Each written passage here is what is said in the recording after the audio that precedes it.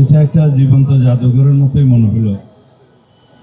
ধ্বংসস্তূপ থেকে কিভাবে জেগে ওঠা যায় তার একটা প্রচেষ্টা তারা নিয়েছে।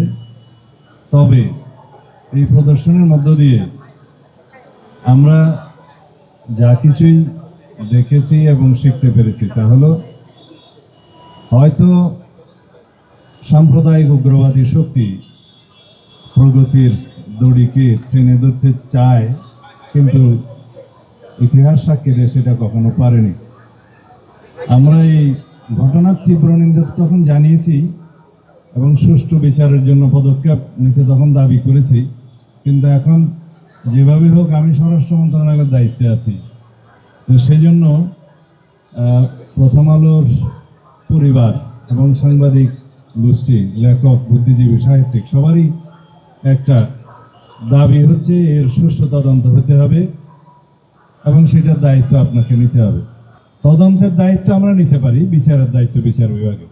আর মনোবল হতে হয় স্পাত দৃঢ়। জেরুজালেম 25 বছরের পথ চলায় নিরাপদে রাখার প্রত্যয়ে।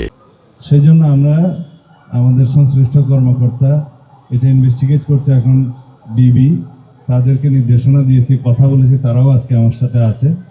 এখানে ভারপ্রাপ্ত কমিশনার ডিএমপির তিনিও আছেন, ডিবির এডিশনাল কমিশনার আছে, ডিবির চার্জ এখানে আছে, সবাই আছে।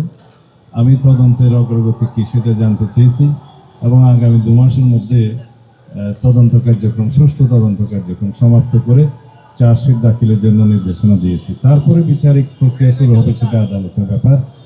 আমরা সেই বিচারিক কার্যক্রমে সকলের সহযোগিতা চাইব, যাতে দৃষ্টান্তমূলক সাজা হয় এবং এই জাতীয় ঘটনা ভবিষ্যতে আমাদেরকে না দেখতে হয়, এই জাতিকে না দেখতে হয়।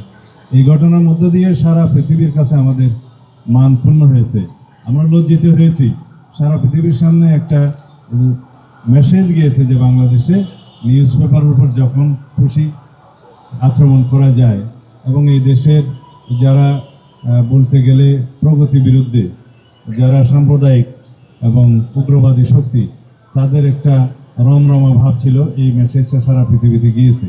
তা আমরা এর দৃষ্টান্তমূলক বিচারের মধ্য দিয়ে সারা পৃথিবীকে তার একটা মেসেজ, উল্টো মেসেজ দেব না, এইরকম কর্ম করে বাংলাদেশের অগ্রগতি, প্রগতি এবং সমাজের অগ্রযাত্রাকে থামাতে পারবে না এবং আমরা তাদেরকে রুখে দেব ইনশাআল্লাহ।